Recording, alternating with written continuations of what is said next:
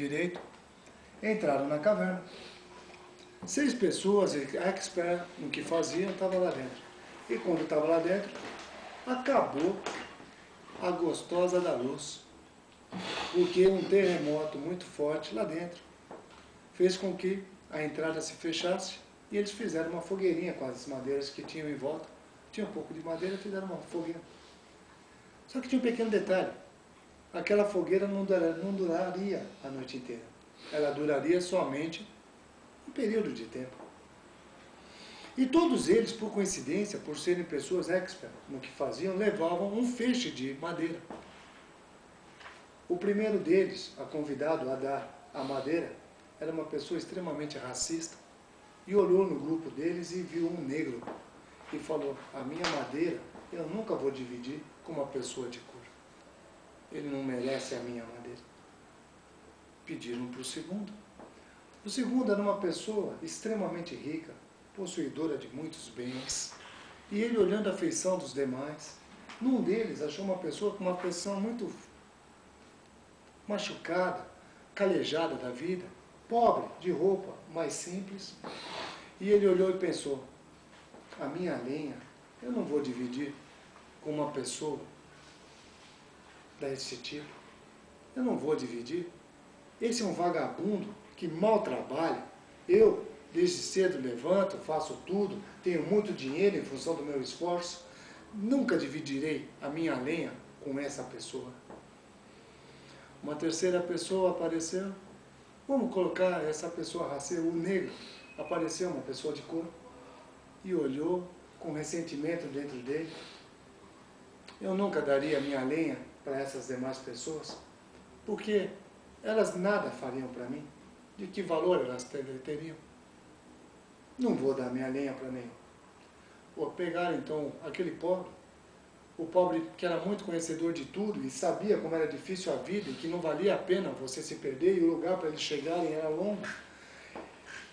Ele pensou com ele e falou para todos: eu também não vou dividir a minha lenha com nenhum de vocês, porque uma coisa é certa, eu sei que a vida é muito dura e se eu a dividir lá fora eu vou precisar e precisando dela não tenho mais nada. Aí foi a outra e a outra pessoa, uma muito orgulhosa e uma muito vaidosa, e cada uma delas deixou e o fogo estava lá, mas num determinado momento da hora o fogo se extinguiu, o resgate não chegou e eles ficaram lá. Na manhã seguinte, as pessoas sabiam que eles estavam lá, porque quando você vai fazer uma coisa desse tipo, você dá notícia antes. Eles abriram, conseguiram chegar até lá e encontraram 6 corpos mortos. Todos eles agarrados ao seu feixe de madeira. E a pessoa que viu teve a seguinte visão, a seguinte ideia do quadro que ele enxergava. Esses morreram não pelo frio da noite, mas morreram pelo seu frio interior. Talvez, nos dias de hoje, a gente não pare para pensar que nós podemos ter frios que são de origem interna e que nós precisamos aprender a se desfazer dele. Porque esses frios podem matar-nos. E o que eu vou fazer morto com a minha madeira? Para que ela vai me servir? Se durante a noite cada um tivesse dividido o seu lenho, com certeza amanhã tinha chegado. E para quem conhece amanhã sabe que amanhã é mais agradável. O tempo começa a se aquecer pelo próprio efeito solar. Mesmo no lugar mais escuro, ele também muda a sua temperatura. Porque há anos atrás, só para vocês saberem, era muito normal dizer que na profundidade não existia vida, que a vida só existia onde havia luz. Mais um erro. Deus vive na escuridão, Deus vive na luz. Deus está em todos os lugares, em todo o tempo. Por isso ele não tem dificuldade de entender como nós somos. Ao contrário, ele se sente muito bem conosco. Ele fala a nossa linguagem, ele entende os nossos pensamentos, ele sabe o que nós estamos pensando nesse exato minuto. Do tipo, o que ele está falando? Hoje a gente vai tratar de um assunto chamado Um Toque de Jesus, que está bem dentro do que eu comecei falando. Deixa eu ler um texto antes, só para vocês verem uma coisa interessante. Um profeta chamado Isaías dizia assim, deixa eu ver se está certo. Deixa eu ver se eu vou pegar certinho. Aham. Era desprezado e rejeitado dos homens, homem de dores e experimentado nos sofrimentos, e como um de quem os homens escondiam o rosto, era desprezado e não fizemos dele caso algum.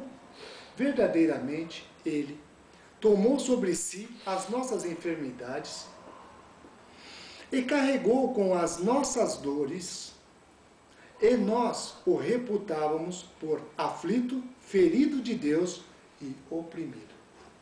Um profeta chamado Isaías falava de alguém. Agora a gente vai ler o texto. O texto está no livro de Mateus 8, 13 a 17. Diz assim a palavra do Senhor. Opa, deixa que eu acho Mateus 8. Está aqui. Então disse Jesus ao centurião, vai-te, e te seja feito assim como creste. E naquela mesma hora, o seu criado sarou. Ora, tendo Jesus entrado na casa de Pedro, viu a sogra deste de cama, e com febre, e tocou-lhe a mão, e a febre a deixou. Então ela se levantou e o servia. Caída a tarde, trouxeram-lhe muitos endemoniados, e ele com a sua palavra expulsou os espíritos e curou todos os enfermos, para que se cumprisse o que fora dito pelo profeta Isaías. Ele tomou sobre si as nossas enfermidades e levou as nossas doenças. Amém. Um profeta profetizou que Jesus ia vir e a gente olhar para ele e não ia dar valor nenhum.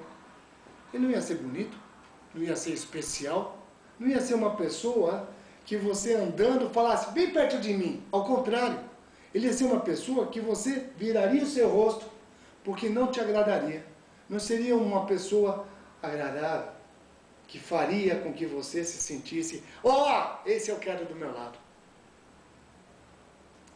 Esse veio para tirar as nossas enfermidades, tirar as nossas dores.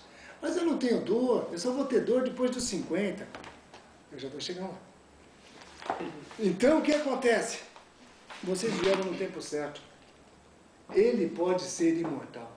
Ela diz o seguinte, que daqui 50 anos, essa pessoa pode viver imortalmente. O que significa imortalmente? O sonho de todo ser humano. Eu quero viver... Prolongar a vida. Viver sem limite de idade. Sem limites. Essa é a proposta de uma pessoa com 120 anos de idade, todo caído e deformado. Já dizendo adeus à vida. Moisés morreu com quanto mesmo? Deixa eu pensar. 120? Ele tinha vigor, ele sabia, ele não tinha nenhuma dificuldade. E andava, né, naquela época. 40 anos caminhando era uma caminhadinha meio comprida, né? 40 anos caminhando era comprido. Só que Jesus veio para nos tirar as nossas enfermidades. E aqui está garantindo que eles vão criar células, processos maravilhosos que vão recompor. Eu preciso de uma orelha nova. Tá! Eu preciso de um rim novo. Pão! Eu preciso de um coração novo. Tal! Tudo feito com simples injeção, uma coisa natural, vai criar e você vai recompor. Acabaram os seus problemas? Só que eu queria dizer que a Bíblia já fala isso há mais tempo. E diz que quando Jesus vier no milênio, quem morrer com 100 anos vai ser chamado de criança. A própria Escritura já fala disso. Os cientistas estão atrasados. Eles precisam acordar no tempo. Estou falando de vida natural. Clonando as coisas aí, não precisar nem ter filho mais, vai. Aqui você vai querer 100 aqui, 200 ali, não vai fundar a cidade de... Mas uma coisa maravilhosa, está tudo caminhando. Você vai comer pepino com gosto de hambúrguer? Vixe, tudo Vai ser uma maravilha! Que giló que todo mundo detesta, com gosto de pipoca doce. Não lembra a pimenta com chocolate? Vai ser uma festa! Estão deteriorando os sabores naturais.